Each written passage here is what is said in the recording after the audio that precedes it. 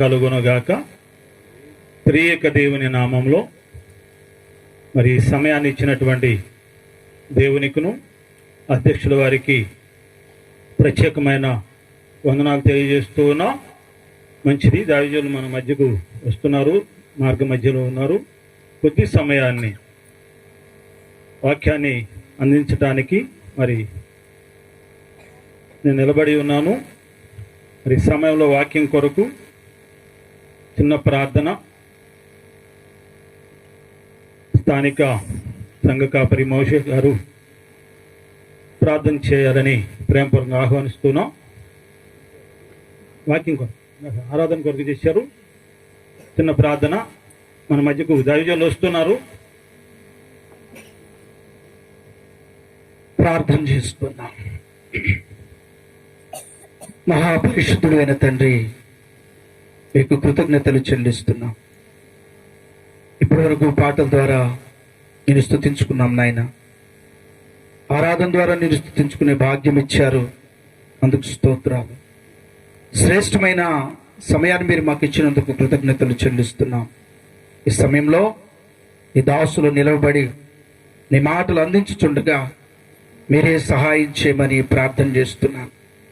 మనుషుని రొట్టె వలన కాదు కానీ దేవుని నోటి నుండి చూసి ప్రతి మాట ద్వారా జీవించునని వ్రాయబడినట్లుగా మేము నశించిపోకుండా జీవించినట్లుగా ఉన్నతమైన కృపతో కూడినటువంటి ప్రత్యేకమైన వర్తమానం మాకు అనుగ్రహించి మమ్మల్ని బలపరిచి ధైర్యపరిచి నడిపించి మీరే మహిమ ఘనత ప్రభావాలు పొందుకున్నామని ఈ ప్రాంగణం అంతా కూడా ప్రభువా నీ ఆధిపత్యానికి అప్పగిస్తున్నాం.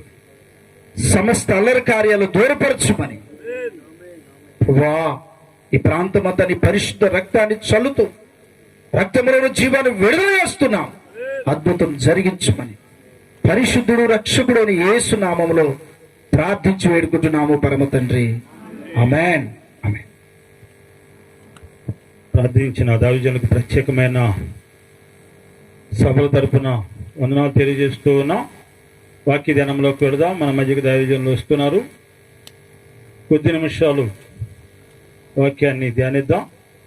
మన అంశము, ఈ స్థితిని చూసి బాధపడకు, నీకు మేలు కలుగబోతుంది అనే అంశం ద్వారా రాత్రి దేవుడు మనతో మాట్లాడబోతున్నాడు. యోబు గ్రంథం 8వ అధ్యాయం. యోబు గ్రంథం 8వ అధ్యాయము 7వ వచనం చూద్దాం. అప్పుడు నీ స్థితి కొద్దిగా ఉండినను తుదను నీవు మహావృద్ధి పొందుదువు. మంచిది. ఈ స్థితిని చూచి బాధపడకు, నీకు మేలు కలగబోతుందనే అంశం ద్వారా మనతో మాట్లాడబోతున్నాడు. ఈరోజు ఇక్కడికి వచ్చిన ప్రియ దేవుని బిడ్డలారా, ఏ స్థితిలో ఈరోజు నువ్వు ఉన్నావో, ఈరోజు ఒకవేళ నీ స్థితి కొంచెంగా ఉంది అని బాధపడుతున్నావేమో, అప్పుల్లో కురుగుపోయి ఉన్నానని దిగులు చెందుతున్నావేమో, లేదా నీ స్థితి ఒకవేళ రోగంతో నువ్వు బాధపడుతూ డాక్టర్లు ఈ రోగం తగ్గదు అని ఒకవేళ వారు మాట్లాడారేమో. ప్రియ దేవుని బిడ్డలారా, దేవుడు మాట్లాడుతున్నాడు. ఈరోజు నీ స్థితి కొంచెమే అయినా తుదకు నీవు మహావృద్ధి నొందుదువు. హల్లెలూయా, హల్లెలూయా. ఇక్కడికి నువ్వు వచ్చిన నీవు ఈ స్థితిలో, ఏ స్థితిలో ఇక్కడికి వచ్చావో ఆ స్థితిని ఇక్కడ విడిచిపెట్టి మేలుకరమైనటువంటి స్థితిలో నువ్వు ఇంటికి వెళ్ళబోతున్నావు. ఆశీర్వాదకరమైనటువంటి దీవెనకరమైనటువంటి పరిస్థితుల్లో నువ్వు నీ గృహానికి నువ్వు చేరబోతున్నావని రాత్రి దేవుడు నీతో మాట్లాడబోతున్నావు. హల్లెలూయా, హల్లెలూయా. ప్రియ దేవుని బిడ్డలారా, యోబు గారు తన స్థితి ఏంటంటే, తన స్థితి ఎంతో భయంకరమైనటువంటి రోగంతో పీడింపబడుతున్నా, ఎన్నో శ్రమలు, ఎన్నో కష్టాలు, తన జీవితంలో తన కలిగినది సమస్తము కూడా కోల్పోయినటువంటి పరిస్థితుల్లో తను ఉన్నాడు. ప్రియ దేవుని బిడ్డలారా, బిడ్డలను కోల్పోయాడు, ఆస్తిని కోల్పోయాడు, సమస్తాన్ని కోల్పోయాడు, శరీరంలో ఉన్న ఆరోగ్యాన్ని కూడా కోల్పోయాడు. కానీ ఆ సమయంలో కూడా మాట్లాడుతున్నాడు, ఈ స్థితి కొంచెమే, ఈ స్థితి రోగమే, ఈ రోగం ఇక నీకు తగ్గదు అని ఒకవేళ నువ్వు అనుకుంటున్నావు. ఏమనుకుంటున్నావు అంటే ఏ హాస్పిటల్కి వెళ్ళినా, ఎంతమంది వైద్యుల దగ్గరికి వెళ్ళినా ఈ రోగము తగ్గదు అని డాక్టర్లు చెప్పారని దిగులు చెందుతున్నావేమో. ఈ రాత్రి దేవుడు అంటున్నాడు, మన మధ్యకి దైవజనులు వచ్చారు, వారికి ప్రత్యేకమైన వందనాలు తెలియజేస్తున్నాం. దేవుడు మాట్లాడుతున్న మాట ఏంటో తెలుసా? సమస్తాన్ని కోల్పోయిన యోబు జీవితంలో 42వ అధ్యాయంకి వచ్చేటప్పుడు అంటున్నాడు, రెండింతల ఏం కలుగుతాడంటరా, రెండింతల ఆశీర్వాదాన్ని తను పొందుకున్నాడని బైబిల్ సెలవిస్తుంది. హల్లెలూయా, హల్లెలూయా. ఈ రోజు ఈ స్థితి, ఈ రోజు నువ్వు ఉన్నటువంటి అప్పుల పరిస్థితి, ఈ రోజు ఉన్నటువంటి రోగంలో నువ్వు పడుతున్న బాధలో, నువ్వు ఉన్నటువంటి కష్టాలు, నువ్వు ఉన్నటువంటి ఆ శ్రమలో నువ్వు బాధపడుతున్నావేమో. శ్రమలు ఎల్లకాలం ఉండో, అప్పులు ఎల్లకాలం ఉండో. యేసు నామములో సమస్తము అప్పంతా కూడా యేసు రక్తంలో కడిగివేయబడబోతుంది. నీలో ఉన్న ప్రతి రోగాలు నీ నుంచి విడిపించబడబోయేటటువంటి ఈ సమయము, ఈ సభలు ప్రియ దేవుని బిడ్డరా, ఈ రాత్రి నీకున్నటువంటి స్థితిని మార్చబోతున్నాడనే విషయాన్ని నువ్వు గ్రహించు. హల్లెలూయా, హల్లెలూయా. 38 సంవత్సరాల నుంచి కోనేటి వద్ద పడి ఉన్నటువంటి ఆ రోగి అనుకుంటున్నాడు, తన జీవితంలో మంచి రోజులు నేను చూడలేనేమో అని తను బాధపడుతూ ఉన్నాడు.